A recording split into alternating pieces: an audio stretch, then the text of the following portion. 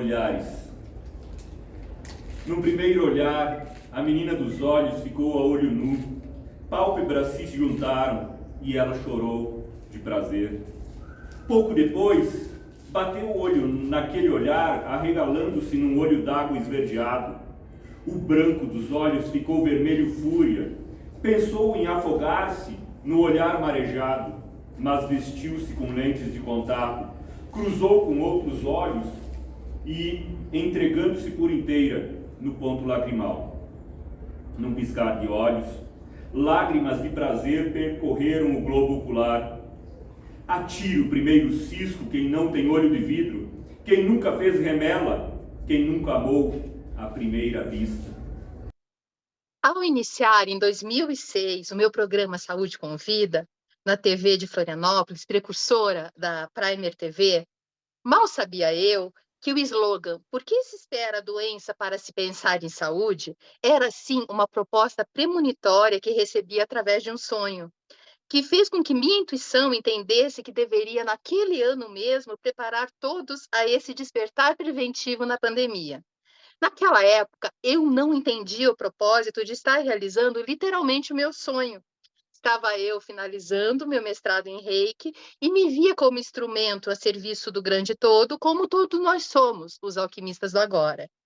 Agora, eis-me aqui, em 2023, na Primer TV, apresentando Saúde com Vida Sustentável, a rede dos alquimistas do agora. E te questiono, no que você faz a diferença para nos ajudar a co-criar nosso novo futuro pós-pandemia? Você já pensou nisso? Meus amados, hoje Saúde com Vida Sustentável inicia-se com a frase de nosso entrevistado: um coração sozinho só bate, corações unidos dão ritmo à vida. Gilmar Chiapetti é ator, escritor, poeta itinerante, ganhador do prêmio em reconhecimento à sua trajetória pelo governo do Paraná. Seja muito bem-vindo em nossa sala de estar bem, Saúde com Vida Sustentável, a rede dos alquimistas do agora, Gilmar. Muito obrigado. Eu posso só... Eu sou poeta, ator, eu estou, né? Mas eu vivo a Perfeito. poesia. Esse é o meu... É o que permeia tudo, né? A vida Isso, é poética. como eu me reconheço, eu sou poeta. Perfeito. E, primeiramente, quem é Gilmar Chiapetti? Então, como já iniciamos aí, eu sou poeta, né? Sim. Mas eu estou ator, eu estou fotógrafo, estou historiador, que uma das minhas graduações é história, né? Então, eu amo muitas coisas, mas eu sou basicamente um utópico, né? Humanista, pacifista, né? E sonhador, né? E os sonhos, na verdade, se tornam realidade quando a gente consegue criar uma conexão de várias pessoas sonhando junto, né? Isso, com certeza, né? Quanto mais pessoas sonhando junto, mais fácil de tornar a realidade. Sem dúvida. E como iniciou esse teu interesse pela literatura? Olha, eu venho de uma família semi-analfabeta, né? Então, de uma cidadezinha do interior de Santa Catarina, né? Eu nasci em Videira, mas cresci em Fraiburgo.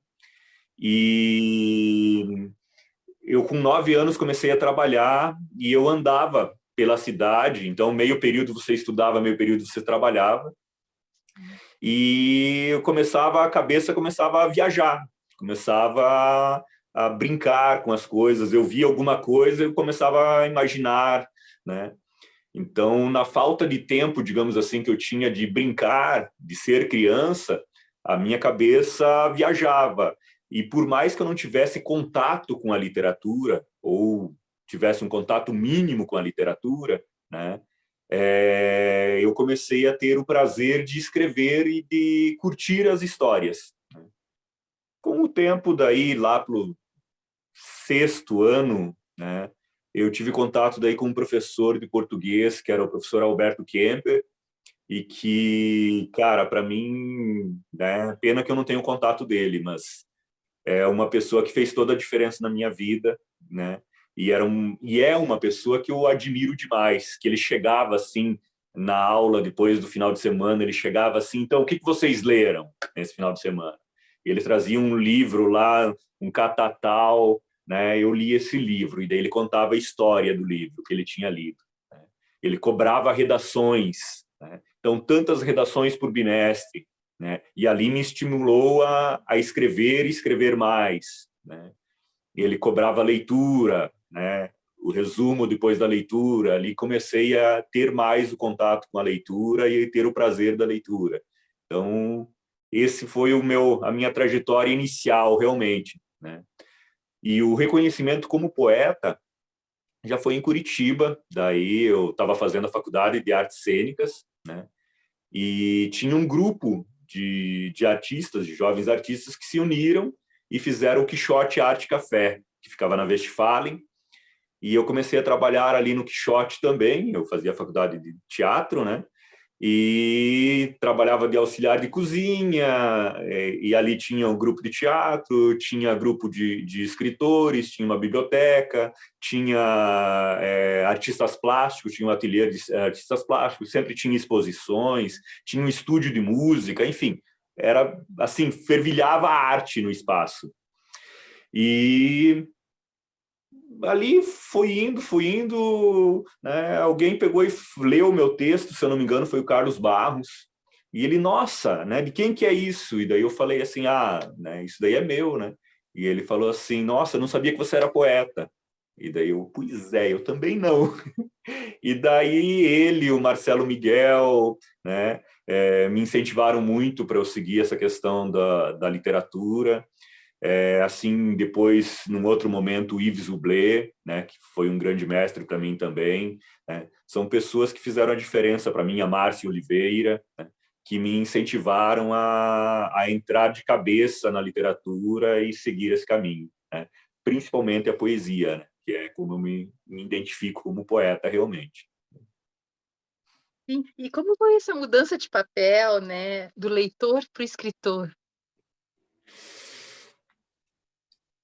Eu acho que, como eu expliquei ali, eu acho que o meu foi o oposto. Eu não tinha o hábito da leitura, né? A não ser a leitura da vida, né? Eu era muito criança e eu vinha de uma família semi-analfabeta, não tinha livros em casa, né? E não tinha o hábito de ler. Então, assim, eu acho que eu comecei a escrever antes de realmente ter o hábito de ler, né? Na realidade, eu tenho um péssimo hábito de ler, eu tenho que confessar aqui, né? E daí não é só pela questão do hábito, é pela questão fisiológica, né? Eu ainda não sei o que é, mas a minha terapeuta sempre fala porque eu tenho que fazer um teste neuropsicológico para descobrir. Eu começo a ler um livro, chega ali em 10, no máximo 20 páginas, algum gatilho dispara a minha imaginação e a minha cabeça começa a viajar numa outra história e eu continuo lendo, mas eu não continuo prestando atenção no livro. A minha cabeça está viajando. Daí, quando eu percebo isso, eu tenho que parar, tenho que voltar, tenho que descobrir onde é que eu estava prestando atenção. Quando surge alguma coisa legal, eu pego e anoto para depois, né? Você produz, né? Para produzir depois, né? Mas nem sempre é alguma coisa legal. Às vezes eu só estou viajando realmente, né? Então, é diferente, desculpa. O meu processo de leitura é diferente, né? E eu entendo muito quando as pessoas dizem assim, eu tenho dificuldade de ler, né? Então, assim, eu nunca falo, não, porque você tem que ler, né? Eu tento entender o porquê que a pessoa tem a dificuldade de ler. É a questão realmente do hábito, da preguiça, da falta de vontade, da nossa cultura de não leitores, ou é porque realmente a pessoa tem alguma dificuldade fisiológica, né? Que é o meu caso, né? Então, para eu ler um livro de 200 páginas, onde normalmente as pessoas levam um dia, dois, eu levo uma semana, 2 brincando.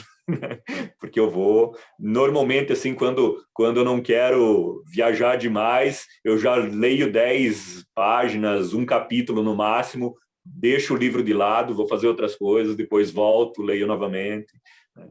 Porque senão, muitas vezes, você só perde tempo. Não sei se seria perder tempo, né? Porque viajar é bom, né? Eu gosto. Não, e tem pessoas que têm o hábito também de ler diversos livros ao mesmo tempo, Eu né? sou um. Porque daí eu caio fora, né? A minha cabeça dá rompe aquela história e parte para outra, né? Então, normalmente eu estou lendo aqui, eu largo muitas vezes um livro e pego outro, né? Para minha cabeça não viajar criando uma história nova baseada naquela que eu estava lendo, né? Então, Não se preocupe, você é normal, tá? eu acredito que eu sou normal, sim. Só que atualmente é que estão descobrindo que essas pessoas são normais, né? Sem dúvida. Antigamente, não, você é burro, né? Porque você não consegue ler, você não consegue. Então, assim, bom, a gente analisa, a maioria dos artistas tem um problema ou outro, né? Não batem muito bem na cabeça, mas isso é normal, não adianta. É que, na verdade, o processo criativo se dá de diversas formas, né? E cada um tem o seu Sim, processo criativo próprio e único, né? e essa que é a magia, isso que é o legal, né, na questão artística, né? Sem dúvida. E, no caso, assim, como que foi para você se ver como escritor pela primeira vez? Mágico. Eu tive outras experiências aqui em Curitiba, mas o reconhecimento que eu, assim, nossa, né? Eu acho que eu tinha meus 18, no máximo 20 anos, né? E foi para Bento Gonçalves, no Encontro Brasileiro de Poetas e Escritores, 99, 99 eu acho que foi, 98 ou 99. E daí ali eu estava no meio de vários escritores, não só nacionais como internacionais. Tinha escritores do Uruguai, eu me lembro do Clemente Padim, que me marcou, de Cuba, o Felipe Chibos Ortiz, né? Então, assim, aqui do Brasil tinha, é, é, nossa, Arthur Gomes, né? Que marcou o Gidu Saldanha, que é um mímico, além de escritor, e é curitibano, mas que mora no Rio de Janeiro, eu conheci lá, né? E, nossa, assim, para mim, eu olhava aqueles gigantes da literatura, pessoas que tinham vários livros, pessoas que respiravam a literatura, e eu era um piá ali no meio, né? Que estava começando, mas que eles estavam curiosos, querendo conhecer o meu trabalho, e quando eu declamava uma poesia ou outra, eles pegavam, tua, pô, que legal, né? E daí eu ficava, será que é legal mesmo? Será que eles estão fazendo tipo assim só para me agradar? Mas aí você ficava pensando assim, pô, mas para que eles vão querer agradar? Eles não têm motivo para me agradar, né? E então, assim, eles não necessitavam estar me dando tanta atenção, né? E eu recebia aquela atenção e aquilo só me motivava mais e mais. E daí tinha momentos que a gente saía de eventos, né? Ali tinha um momento que, além do evento, a gente ia fazer os trabalhos nas escolas, né?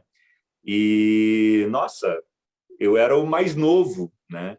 E daí você ficava sozinho muitas vezes numa sala de aula, você conversava com as crianças, você declamava poesias. E eu me lembro de uma criança que chegou, e isso é uma coisa que me marcou, e depois da apresentação tocou o intervalo, né? As crianças saíram, chegou um menininho de uns 10, 11 anos, alguma coisa assim, chegou para mim e perguntou assim, poesia é coisa de gay? Eu olhei assim, olha, né? Eu tenho minha preferência por mulheres, né? Mas não tenho nada contra. Qual é o problema da poesia? Poesia é de gay, é de homem, de quem for, né? E ele, porque meu pai fala que poesia é coisa de gay. E daí eu me toquei que ele era massacrado por gostar de poesia, né?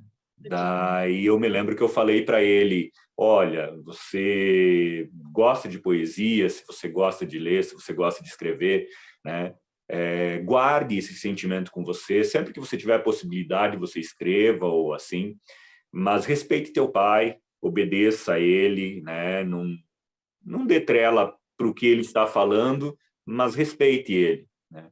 O dia que você for de maior, você vai poder seguir teu caminho como um escritor ou como, né, um leitor, né? E sem ter problema nenhum se você é gay ou se você é hétero, você siga o caminho que você bem entender. Isso daí não vai fazer diferença nenhum e não vai ser culpa da poesia, tá? É uma identidade daí de cada pessoa.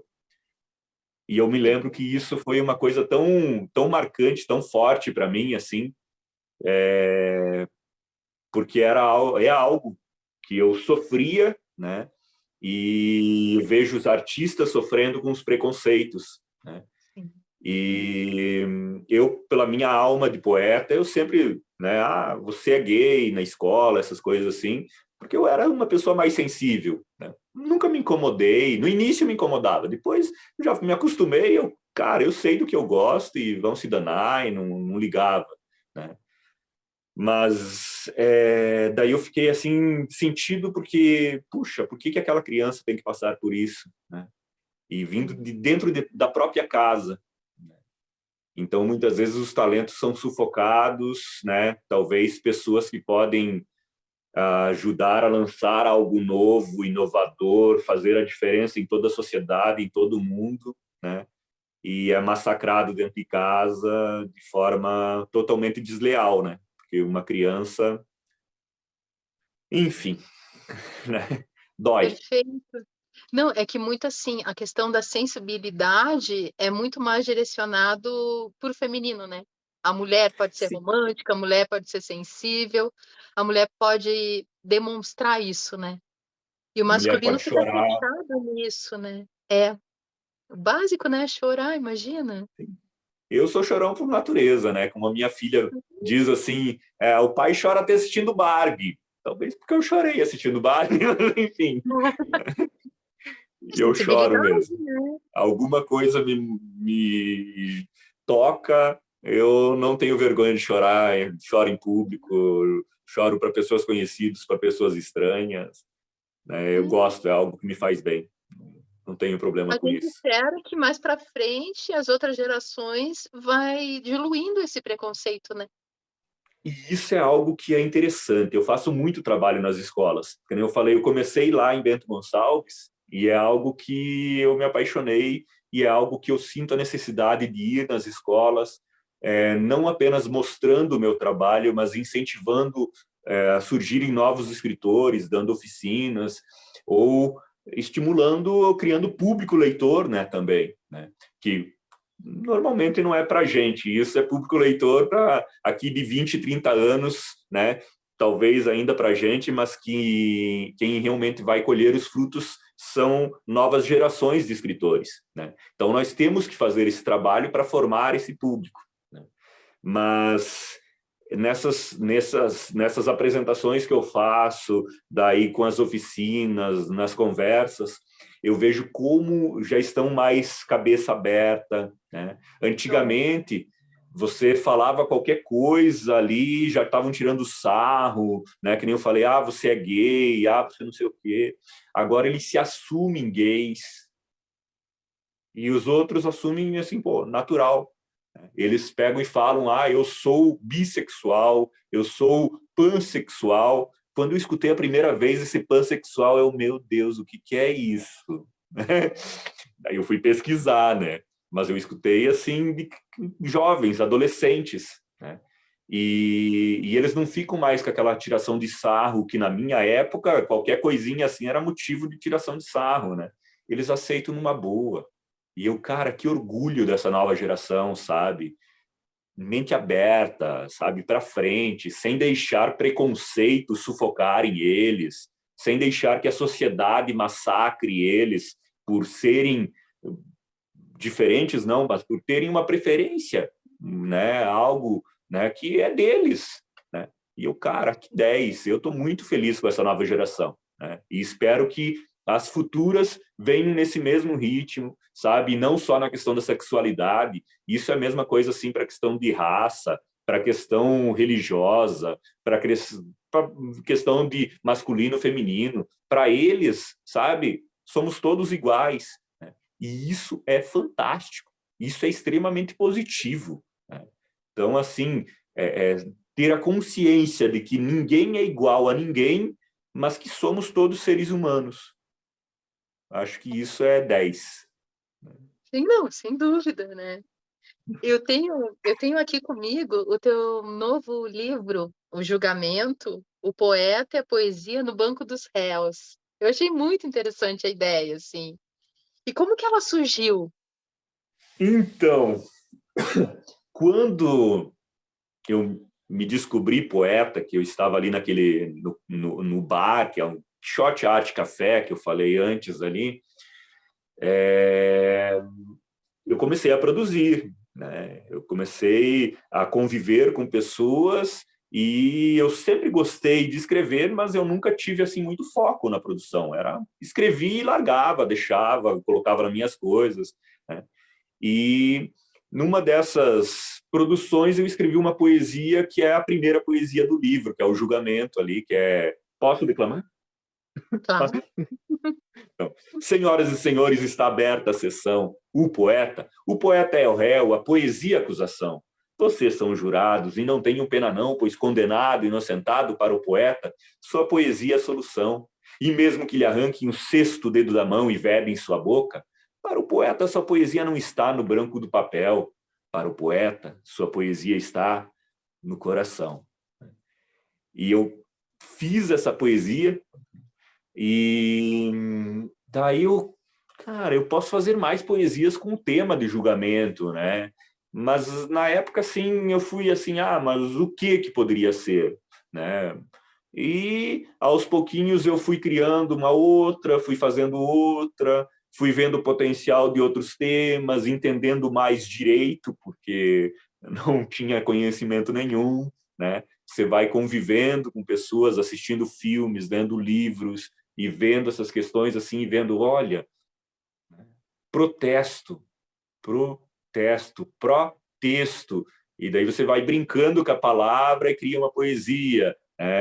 Há controvérsias, né? E daí já fiz a brincadeira, né? Há controvérsios contra os versos dos meus poemas, né? E fui brincando, e fui criando, né? E daí, durante a pandemia, e nesse processo de 25 anos, né? Como falaram assim, Gilmar, você é o primeiro que dá à luz a um filho adulto, né? Então, foi produzindo 25 anos aí de poesias, né? Mas, assim, teve períodos de anos sem produzir nada para o livro. E durante a pandemia, eu, assim, puxa, né? Posso focar nisso agora, né?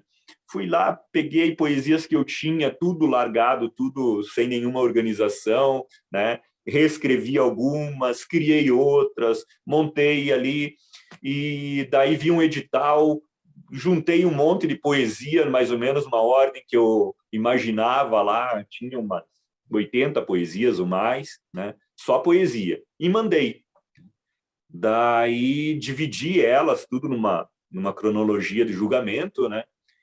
Mas daí o retorno dos jurados, que eram 5 na banca e não sei quem era, teve 3 pelo menos falando algo assim que era algo inovador, que era algo diferente, né? Mas que precisava de uma organização melhor, precisava de uma curadoria, né?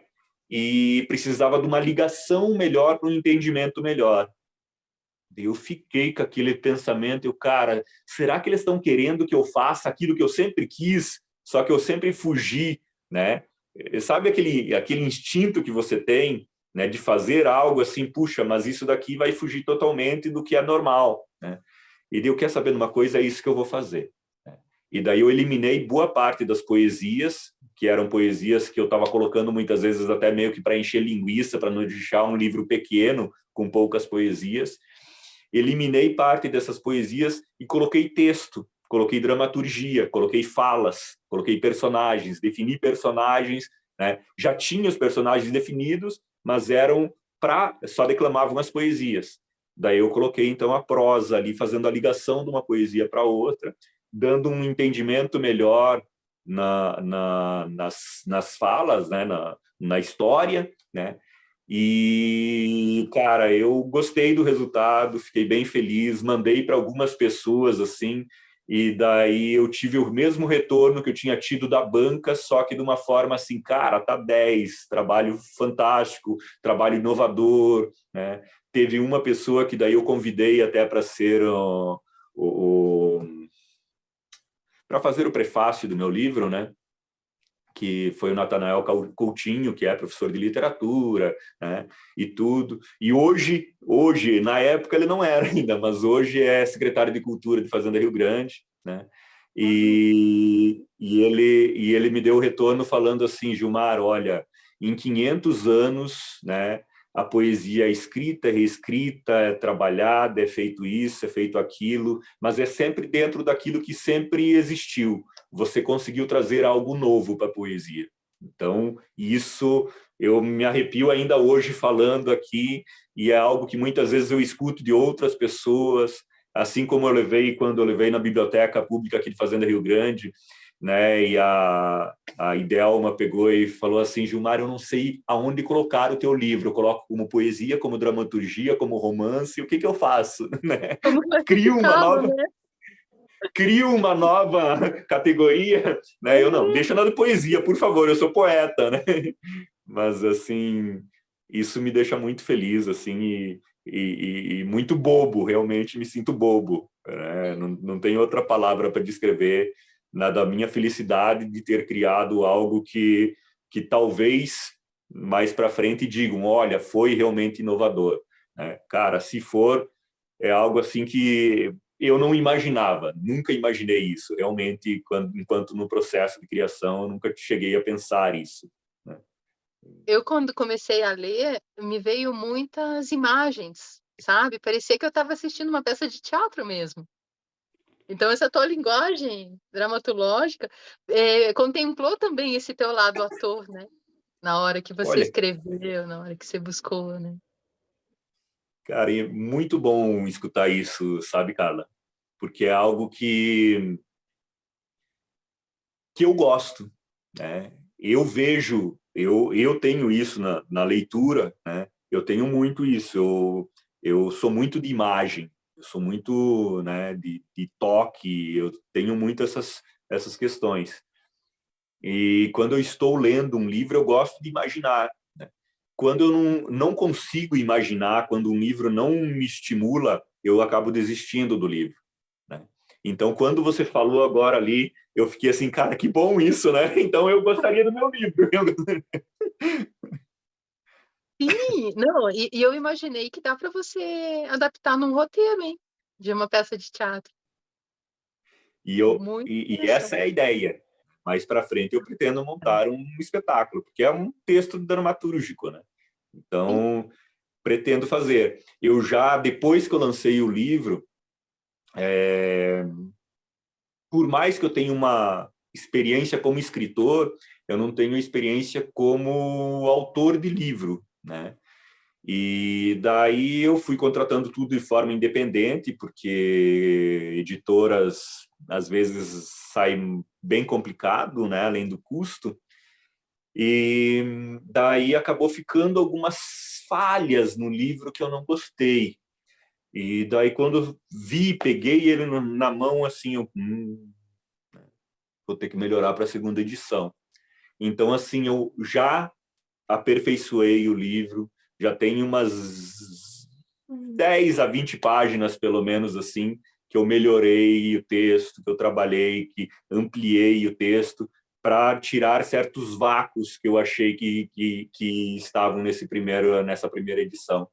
Então, assim, estou cada vez mais realizado, né? Mais feliz, né?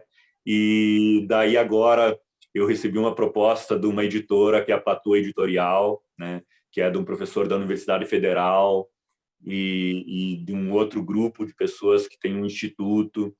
e daí eles se uniram e eles estão fazendo um trabalho muito bacana que eles iniciaram um pouquinho antes da pandemia, veio a pandemia, acabou com o projeto por um tempo, daí agora eles retomaram tudo.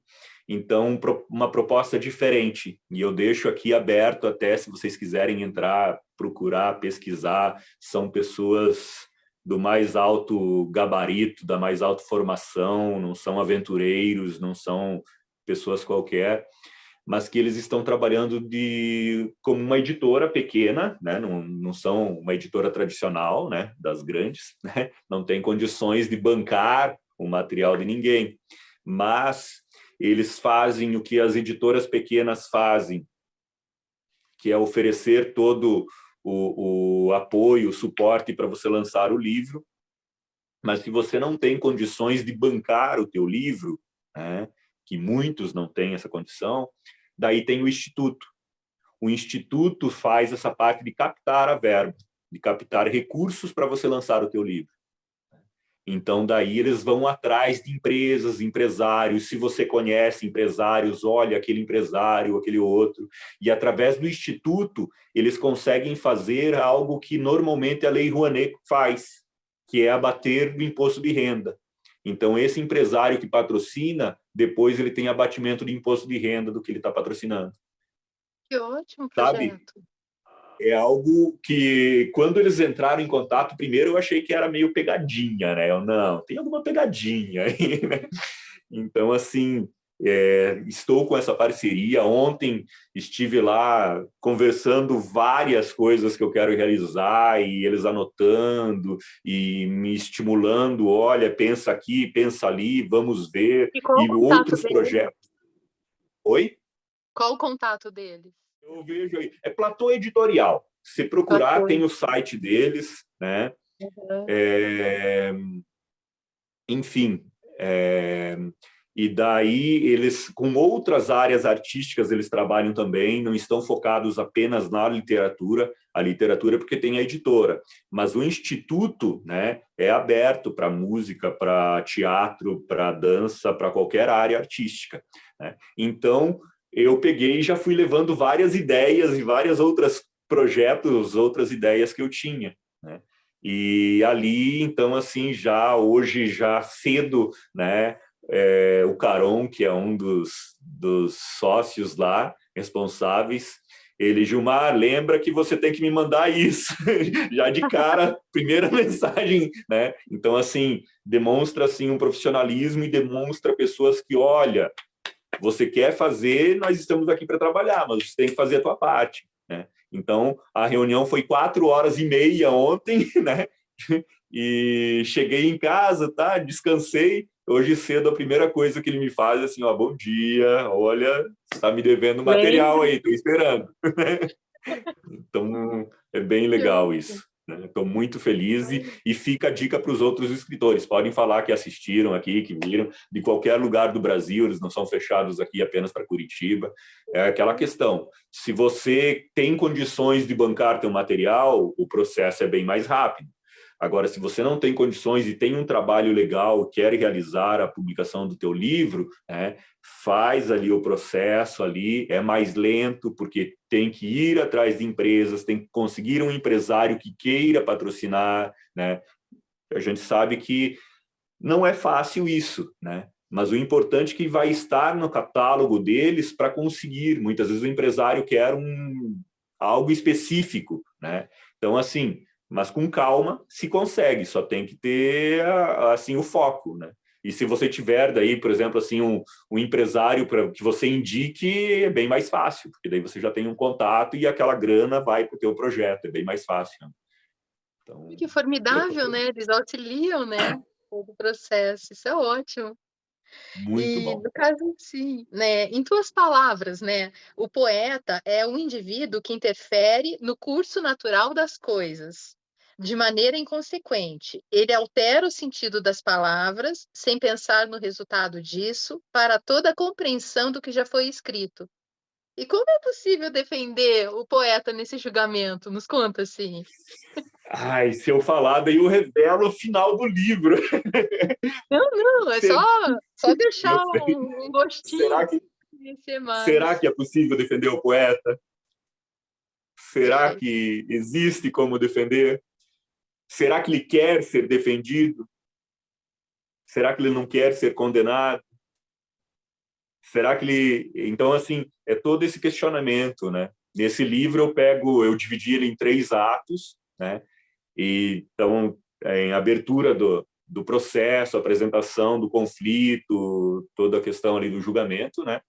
E depois vem as testemunhas no segundo ato, né? Aonde eu utilizo até a metalinguagem, aonde tem, né, a caneta, o papel, são chamados como testemunhas, né? E depois, no final, o encerramento da sessão, aonde o poeta demonstra mais o que ele é realmente, um pouquinho da sua revolta, da sua indignação, né, daquilo que ele assim não se cala com as injustiças, não interessa se ele vai ser punido por isso ou não, né? E ele assume o que ele faz, ele, eu fiz isso, eu sou isso, né? E então assim, mas eu acho que o legal assim é que eu consigo trabalhar desde a inspiração do poeta até o momento da apreciação pelo leitor, né? O veredito Então tem final. isso. Então tem todo esse contexto assim no livro que eu acho que eu tive muita felicidade da forma que eu escrevi ele, né? E de Sim. não ter tido pressa, né? Eu levei, que nem eu falei, 25 anos para conseguir publicar ele, publiquei ainda de forma independente. Essa primeira edição não é pela editora, agora já estamos trabalhando para a segunda edição, que se tudo der certo lá por novembro sai, né? Uau! Mas assim, é bem... Deve ser bem aqui falar do lançamento, combinado? Opa, combinado. Estamos aí. E Estou o bem que é feliz. que joia! E o que é ser um poeta itinerante? Então, esse poeta itinerante veio porque eu queria criar uma marca para mim, para o meu trabalho. Eu trabalho desde 99, 98 com o Epopeia 99, que é um grupo de poetas, né? Mas eu não queria ficar com a identidade apenas do grupo, né? Até porque depois da pandemia, o grupo meio que deu uma mornada, cada um começou a trabalhar com outra coisa, que a pandemia foi sufocante para a gente, foi difícil, né? E eu sou o único que me mantive realmente na rua, levando a poesia, né? Os livretes da Epopeia, né? Quem esteve em Curitiba pode ter encontrado a gente na Rua 15, no Jardim Botânico, na Feirinha do Largo, no domingo, né? E eu queria criar algo diferente para me identificar. E daí eu peguei assim, né, e fui pensando em temas, em nomes, né? E gostei do nome, né? Porque eu sou um andarilho, eu vou para a rua, eu não fico apenas no livro, né? Eu vou para as escolas, eu vou para eventos, eu vou para feiras, eu vou declamando poesias, eu faço exposição de poesias, eu faço poesia no varal, né? Eu busco alternativas para levar a poesia até as pessoas e para cativar novos leitores, né? E com isso veio as vontades que eu acho que muitas pessoas têm, né? De sair por aí sem destino, de viajar, de correr, de levar a sua arte, de viver. E esse é um projeto que eu tenho, né? Mais um tempinho aí eu acho que eu vou realizar, né? De ter a minha casinha sobre rodas e daí eu vou correr esse Brasil aí com a minha poesia, né? Nesse processo daí eu tinha uma imagem, né? Que eu imaginava assim um barco, né? E que foi um desenho ilustrado do Epopeia 10 pelo Simon, né? E daí o cara, isso me representa, né? Ser o poeta itinerante. Então é o poetinha de pé num barco, né? E ele no lugar do remo é uma pena e no lugar das ondas aí são as escritas, né? E eu falei para uma filha minha filha mais velha, pegou e assim pegou um tablet e pá, pá, pá, pá, pá. Tá bom, pai? E eu fiquei assim, né? Em Ela 10 criou. minutinhos, ela pegou e criou a logo, que eu não sei se conseguem ver aí, né? Que é Uhum. o barquinho, assim, a peninha. E daí eu fiquei assim babando, eu falei, cara, esse é o meu símbolo agora, não tem, é isso que eu sou. Então isso é ser um pouquinho do poeta itinerante, como surgiu a ideia e tudo. Enfim. E como que foi receber para você o prêmio de reconhecimento de sua trajetória como escritora aqui pelo governo do Paraná? Foi um grande conflito interno, porque meus grandes ídolos, não vou dizer todos, mas a maioria só foram reconhecidos depois da morte. Então, assim, dificilmente Infelizmente. um artista realmente que faz a diferença é reconhecido em vida, né? Então, assim, eu fiquei uns 3 dias, pelo menos, assim, eu fiquei muito feliz. No meio da pandemia, um período que eu estava precisando de grana, então veio uma premiação legal, assim, que me ajudou a sair do sufoco do meio da pandemia. Mas, assim, eu fiquei em conflito interior, assim, será que meu trabalho é bom? Será que eu estou sendo reconhecido porque eu estou desenvolvendo um trabalho bom? Porque, né, o que realmente eu tenho de diferente? E daí eu fui analisando. Então, são 20 escritores do Paraná que receberam essa premiação. Nesses 20 escritores, eu fiquei em 11º lugar. Eu olhei quem ficou à frente de mim, né? Todos numa média de 60 anos. Né? Eu tinha 43. Uau! Abaixo de mim, né, a maioria também com maior idade. Né? Eu acho que uns dois com a mesma idade, que é o Ricardo Pozo, e não me lembro quem é o outro, né? E uma que é mais jovem, né, que é a Estrela Leminski, né, filha do Leminski com a Alice Ruiz. Daí eu olhei assim para toda essa galera, assim, olhei assim a minha conquista, a minha trajetória como filho de uma família semi-analfabeta, né, sem a questão de estímulo de livros, sem questão de estímulo de leitura, né, trabalhando desde novo, e todo esse processo que eu tive até chegar a receber esse prêmio. E daí eu falei, não, eu acho que eu mereço. Né? Se eu estou recebendo o prêmio, eu conquistei esse prêmio, eu acho que eu tenho um trabalho legal. Quando eu declamo certas poesias, eu vejo no olhar das pessoas, eu vejo pessoas se emocionando e chorando, né? E assim que pedindo abraço, né? Falando assim, nossa, era tudo que eu precisava hoje.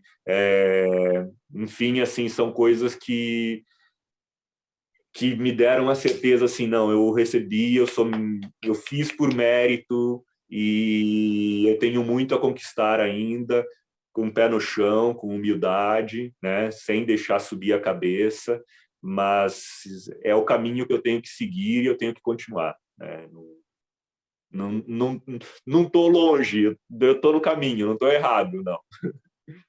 E que dica que você dá para alguém que quer começar a ser escritor? Primeiro é leitura, mas não apenas a leitura de livros ou, né, é a leitura de mundo. Eu acho que um bom escritor, ele tem que ter a sensibilidade de olhar o mundo e não apenas observar detalhes ou alguma coisa assim, mas ele tem que pegar isso, né, e fazer algo com isso. Essa é a diferença de escritor para outras pessoas. As pessoas todos observam, todos veem, mas nem todos passam para o papel, nem todos conseguem transformar aquilo que viram em algo palpável, em algo legível. Né?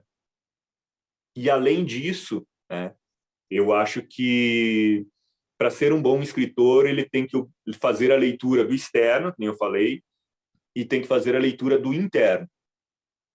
Ele tem que ler o que ele é, ele tem que ler o que ele sente, ele tem que se conhecer, né? cada instante, porque a cada instante nós somos pessoas diferentes. Nós somos diferentes aqui, nesse momento, te dando entrevista, eu sou um Gilmar. Né? Em um momento que eu estou na rua, eu sou outro Gilmar. Estou perante a minha família, eu sou outro Gilmar. Então, assim, nós somos pessoas diferentes em cada momento.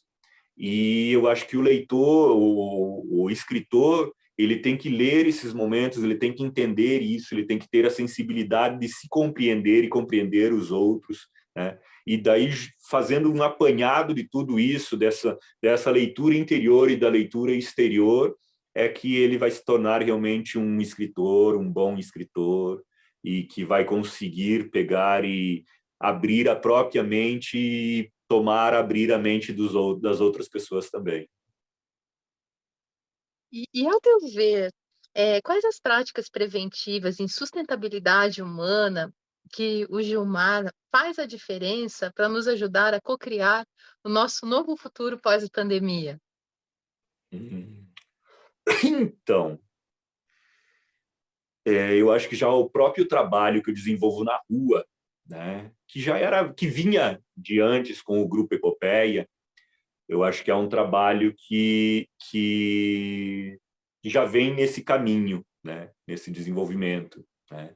Mas tem algo que eu criei novo e desenvolvi o Poema Terapia. Eu tenho 2 livros em frascos, né, poesias em cápsulas. Posso te dar uma? Pode. Pega aí. Peguei aqui. Vamos ver. Olha aí, ó. Então, É uma dragem, que daí vem a poesia. isso mesmo. Seu presente é o presente que mais quero. Ah, que lindo! Olha aí, ó. Maravilha. Então, assim, são livros em frascos. Cada frasco eu coloco 31 cápsulas para ser uma cápsula por dia, né? Tem uma bula dentro, né, explicando toda a questão do uso, né? E no momento eu tenho o Pertucci e tenho o Lamori. Um é o remédio para o coração, né?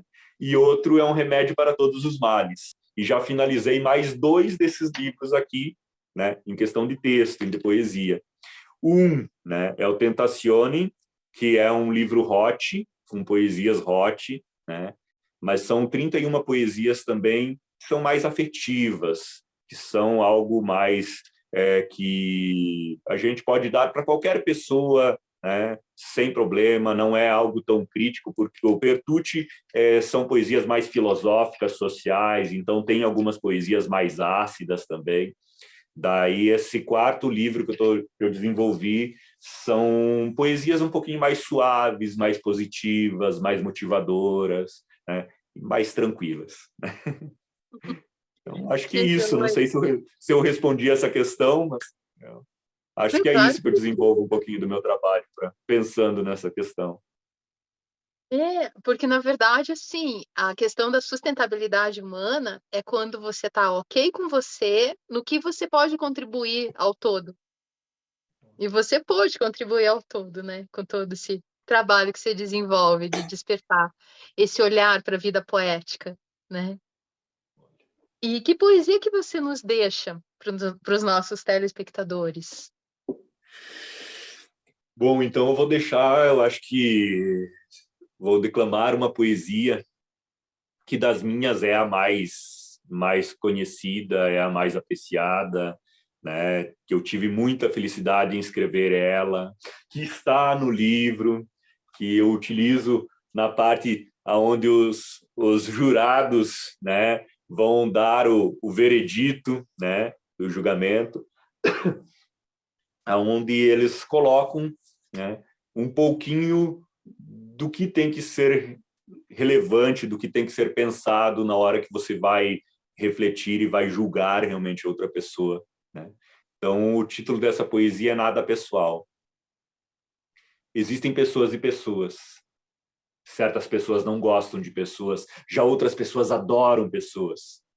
Pessoas que detestam um certo tipo de pessoas e outras pessoas que já não gostam daquelas pessoas e gostam de certo tipo de pessoas. mas existem pessoas para todas as pessoas. Pessoas que são pessoas, pessoas que não parecem pessoas, pessoas que são tratadas melhores que pessoas e pessoas que são tratadas como se não fossem pessoas. Certamente, as pessoas veem pessoas, mas não são pessoas para fazerem a diferença na vida de pessoas. Há pessoas que desprezam pessoas, julgando que pessoas não são pessoas e se achando mais que pessoas.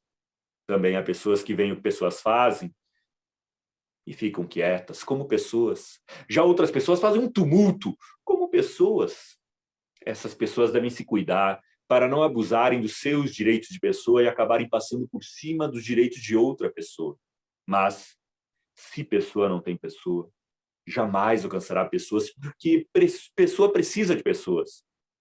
Normalmente, existe uma pessoa para toda pessoa, e quando o olhar dessa pessoa cruza o olhar daquela pessoa, nem mesmo pessoas poderão eliminar o que essas pessoas sentem como pessoas. E dessas pessoas provavelmente vai surgir outras pessoas, pois isso é normal entre pessoas. Infelizmente, existem pessoas que pensam que pessoas são pessoas normais. Julgam que pessoas que fazem guerras de pessoas são pessoas. E que pessoas vivendo com amor por pessoas é apenas um sonho de pessoas.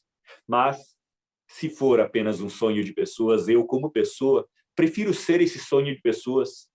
E se todas as pessoas que dizem ser pessoas, que gostam desse sonho de pessoas, tentassem verdadeiramente ser um pouco de pessoa desse sonho de pessoas, sem se preocupar com outras pessoas, se preocupando com pessoas, garanto que este mundo de pessoas seria muito mais pessoa.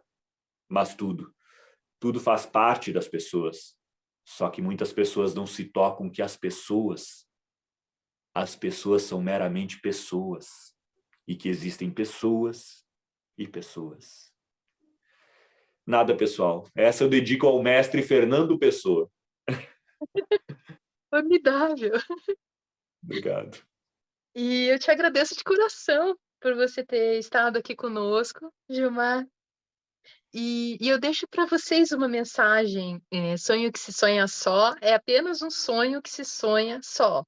E sonho que se sonha junto faz a realidade. E se você é um empreendedor, seja CPF ou PJ, e acredita numa rede de saúde com vida sustentável na pós-pandemia, entre em contato comigo, saudeconvida@gmail.com, e responda no que você faz a diferença para nos ajudar a cocriar o nosso novo futuro na pós-pandemia. E seja o nosso novo alquimista do agora a ser entrevistado por mim, assim como Gilmar. E Saúde com Vida Sustentável fica por aqui. Agradeço de coração os carinhosos e-mails, a audiência de todos vocês. E até o nosso próximo programa. Namastê. Gabriel Gilmar Chapete, grande poeta paranaense curitibano. Tá no céu aí, ó. Estatura muda tudo, né? Vai lá. Me deito 1000 vezes com o poema, 1000 vezes. Com ele rolo na cama, me embolo nas cobertas, temo a noite escura, reclamo do travesseiro, do colchão. 1000 vezes me deito, faço amor com o poema, deixo-me dominar por ele e só ouço seus gemidos sussurrados ao pé do ouvido. 1000 vezes senti o poema dentro de mim, suas espreguiçadas e chutes, a minha pele esticando, rachando. 1000 vezes o poema não se deixou ser visto. Então, com muito custo, o sono chega e me domina. De madrugada, acordo desesperado por uma caneta e um papel. 1000 vezes. 1000 vezes me deitei com o poema, totalmente entregue a ele. Mas foi num sonho que ele apareceu, me fazendo levantar para o escrever. Que 1000 vezes. 1000 vezes fui traído. 1000 vezes me deitei com o poema e só ao fechar os olhos é que o avistei. Ainda vale a pena sonhar.